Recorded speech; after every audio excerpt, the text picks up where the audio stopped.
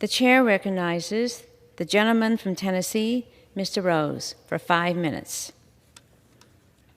Madam Speaker, in late April and early May, when parents and Republicans in Congress began to sound the alarm about the unacceptable scarcity of baby formula, I thought to myself, well, this is just another example of the compounding effect of the bad policies of the Biden administration.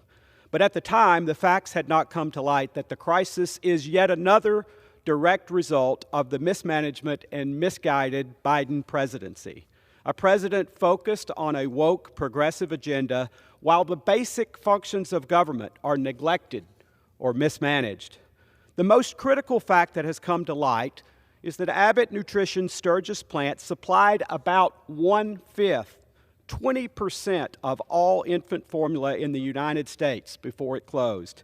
Furthermore, the company makes the majority of the formula for infants in the Women, Infants, and Children program. That's more than 43% of babies in the United States. It's unfathomable that a facility this critical to the lives of our nation's newborns can somehow slip through the cracks.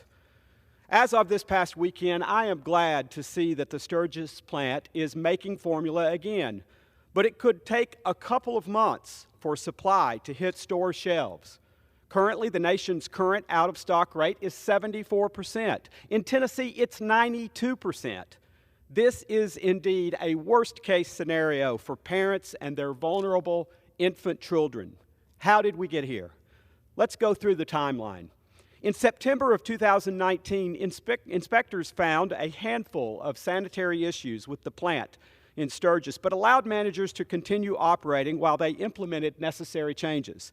Due to the COVID-19 pandemic, the FDA conducted its first routine inspection of the Abbott Sturgis plant in 2 years in September of 2021. They found that the issues uncovered in the 2019 surveillance inspection had been resolved.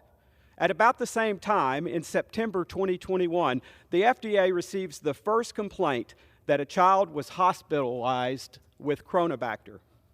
Meanwhile, the nation out-of-stock rate for infant formula rose to 11% in November of 2021 when Dr. Robert Califf was nominated to serve as commissioner of the FDA. December 1st, the FDA received a second complaint related to the death of a child.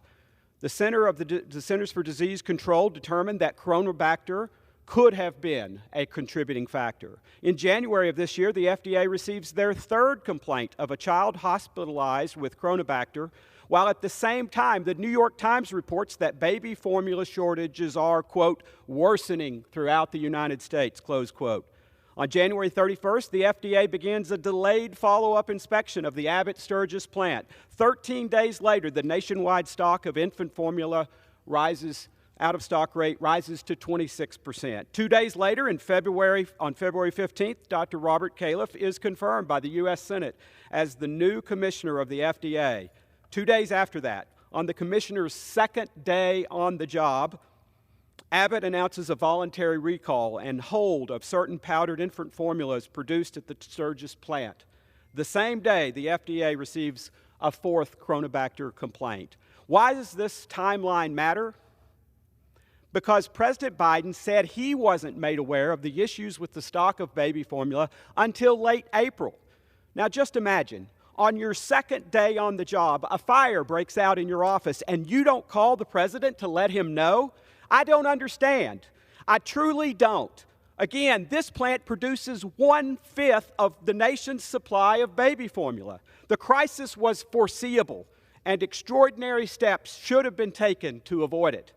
There's no doubt in my mind that the February formula recall, followed by the Sturgis plant closure, is the primary factor that turned an already increasing problem into a crisis. There should have been more urgency. It should have been clear to the Biden administration in February that we were going to have a problem. Maybe it was, and they just didn't want to tell the president, or maybe he was busy that day. Who knows? I'm sure we'll find out when Republicans take back the majority and conduct proper oversight of this administration. Put simply, the FDA and President Biden fumbled the ball for months, and families across this country are paying the price. We cannot afford for this administration to take its eye off the ball again. The president must do better. I yield back the remainder of my time.